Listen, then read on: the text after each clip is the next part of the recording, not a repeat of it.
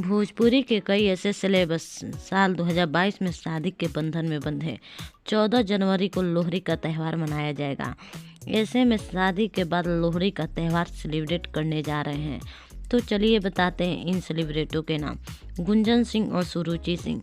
इस लिस्ट में सबसे पहले बात करते हैं भोजपुरी की क्विट जोड़ी गुंजन सिंह और सुरुचि सिंह की। साल 2022 में 15 दिसंबर को शादी करके हमेशा के एक हो गए। ऐसे में कपल की लोहड़ी बेहद खास होने वाली है। नंबर 2, निधि झा और यश मिश्रा।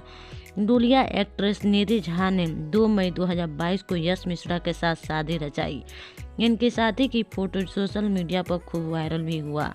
ऐसे में कपल अपनी पहली लोहड़ी सेलिब्रेट करेंगे। नंबर 3, रानी और विराज। 23 अप्रैल को शादी करके हमेशा के लिए एक दूसरे के हो गए। ये कपल अपनी पहली लोहड़ी सेलिब्रेट करेंगे। तो ये थे शादी के बाद पहली लोहड़ी सेलिब्रेट करने जा रहे हैं। आप क्या कहना चाहेंगे इस खबर पर कमेंट करके ज़रूर बताइए। और वीडियो अच्छा लगे तो लाइक कीजिए, कमेंट कीजिए और शेयर कीजिए और चैनल को सब्सक्राइब करना ना भूलिए।